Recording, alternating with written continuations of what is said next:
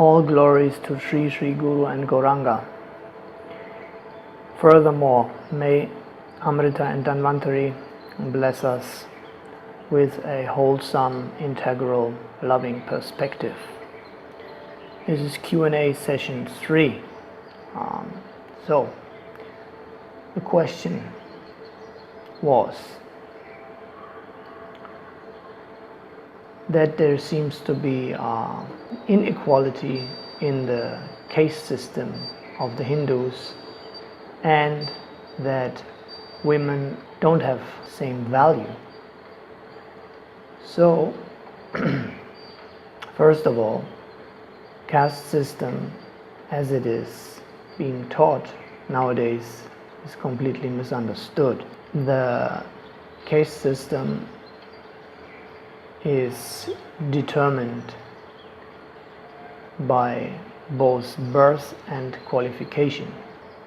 Furthermore, that there are 4 castes generally, and a 5th one outcast, with each of them having many subdivisions, is a natural phenomenon of nature, meaning that there are different qualities and qualifications according to the nature acquired in different lifetimes,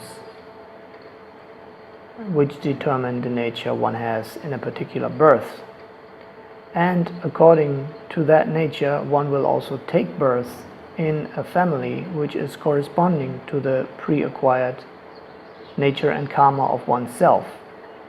So by that nature, one will be qualified or to receive a training which will then enable one to take a role in society for the benefit of all and the upliftment of oneself and the society.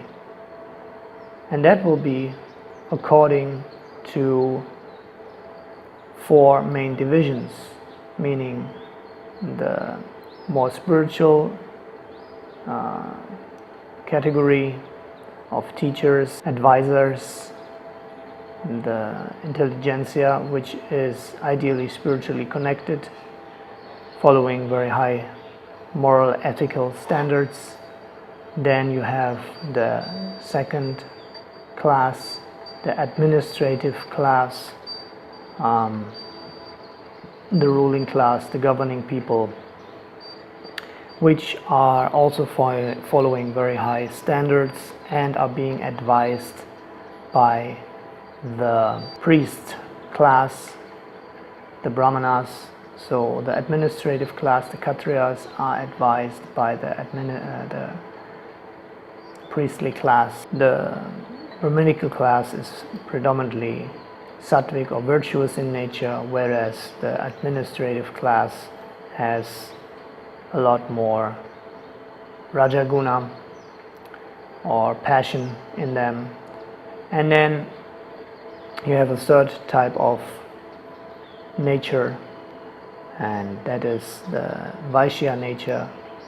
These people are merchants and producers of goods and farming people, etc., which have again more of a passionate nature to create and to assume goods and share and etc.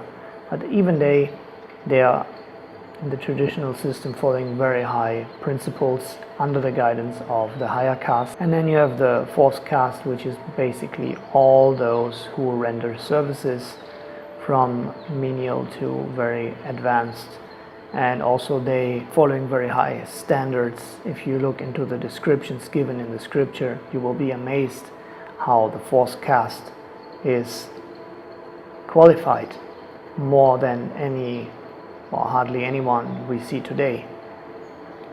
So this is also compared, this system is also compared to a body, and there you have the head, which represents the brahmanas, the teachers, the wise of the society. Then you have the administrative class, which represents the arms which keep the order in society. Then you have the Vaishyas, who are the merchants and producers. They are compared to the stomach. And then you have the legs, the Shudras, who are compared to the legs. So by considering this analogy of the body, it becomes very clear that none of them is dispensable and all depend on each other, like in the body. So they will give mutual respect to each other, they will understand their positions and benefit each other originally. But of course, we're living in the fourth age, the age of quarrel and hypocrisy, degradation, and where only 1/4 at best of the 4 religious principles is still partially intact and even more declining as the age progresses. So therefore, the caste system is also completely degraded and misunderstood, abused, etc. So that should not lead us to the conclusion that the caste system in itself is not valid and beneficial for the people. Then, second aspect of the question is the role of the woman. So again, the same applies for the position of the woman in society and the family, etc. Originally, the woman was very highly regarded and equal in value, of course, but still there are not equal rights for women and men, similarly as for the castes. Everyone has a different qualification, and according to the qualification and birth. So if you have a female body, you will have different nature, you will have different qualifications, therefore different duties and different rights, which does not mean that there is any higher or lower value in the person. And ultimately, all this should lead one to the understanding that one is neither one of the castes nor one of the genders. There's a very famous verse that we meditate every day. Naham vipro nacham narapatiya napi vaishu na shudro naham vani nacham griyapatiya nuvanasto yatirva kintu pradya nikila paramananda purnam ritapteya gopi bhatu padakamalayo dasanudasanudasaha. Means I am not one of the 4 castes, and I'm also not in one of the 4 social orders ultimately, which is to be a student, to be a householder, to be a retired person or a renounced person. No, I'm just the servant of the Lord of all lords, who is the beloved of the gopis. So we have to understand the relative aspects of a religious system, as people call Hinduism, and the transcendental, transmoral aspect.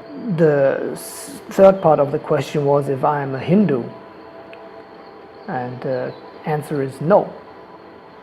First of all, Hinduism, the term, was coined by the Muslims coming to India. So this should give us reason to think why so many people call themselves Hindus. It's completely ridiculous. The teachings of the Vedas are called Veda Dharma, and they actually lead to Sanatana Dharma, which is the eternal occupation or the eternal duty. And the eternal occupation or eternal duty comes from one's eternal nature, the nature of the soul. So the question is, what is the soul? Where does the soul come from? Who created the soul? What is the nature of the soul? And according to that, what is my occupation? So to give a very brief answer, the nature of the soul is eternal, full of bliss and knowledge, and that bliss potential in the soul finds its highest expression in relation to her creator, in the loving relationship with God, in one of the 5 types of relationships which we see perverted in this world, namely neutrality, servitude, friendship, parental love, and amorous love. So that is the nature of the soul, to love God with all one's heart, and all one's possibilities, etc. So, I'm not a Hindu. I'm a follower of Sanatana Dharma, means of the eternal occupation of the soul, trying to unveil my eternal true nature. There's another question: how to find one's spiritual master. So, to find one's spiritual master, one has to have a sincere desire to understand, why am I in this world, where do I come from, why am I suffering, where do I belong, what is my true home, and how can I find true happiness, etc. When these questions become paramount and one is willing to do what is necessary to find the answers and not be stopped by society and other distractions, then the super soul in the heart, an expansion of the Supreme Personality of Godhead, will give guidance and also will send people who will lead us to a true spiritual master. They will also teach us what are the qualities of the spiritual master and to distinguish a true spiritual master from a false one, which is only to some extent possible for a conditioned soul, but at least it will give us some guideline, and by the mercy of the devotees and the scriptures and the mercy of the super soul, we will be directed toward a teacher that is according to our state of consciousness and our desires and our needs. So, video's getting long, but there are 1-2 more aspects. That is, how is the teaching and the accompanying going on by a spiritual teacher, a master, and is that compatible to family life? Yes, so the spiritual master will give guidance in many ways. He will tell us what to study, what to meditate, which names of God to sing and meditate on. He will give us information regarding our relation with God, what type of relation we have eternally with God, and also he will give us services according to our qualification. And by these services, by following the orders of the spiritual master, we come under the shelter of the spiritual eternal energy, whereas now we are under the temporary material energy influence, and in that way we will slowly develop transcendental consciousness. And is it compatible with family life? Absolutely. There is no contradiction in that. The only question is how much emphasis we may be able to put on the spiritual journey and how to change our consciousness in such a way that we see the spiritual connection everywhere, be it in our work, be it in taking care of the children, or in our everyday activities like taking a shower, cooking, etc. In true spiritual life, all these activities are a service to God, and that is a science that the spiritual teacher and the disciples of the teacher, advanced spiritualists, friends of our spiritual community, etc., are teaching us.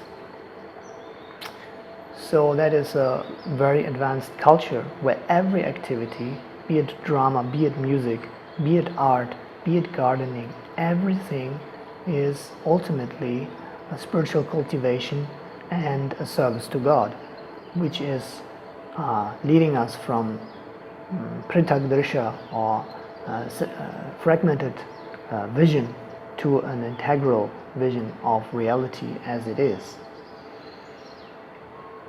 Yes, so that's it for this video. It's already long enough. Thank you very much for your attention. Your questions and comments are very welcome. If you like the content, please, for the benefit of all, share and like and subscribe. Thank you very much. Jai Jai Shri Radhe.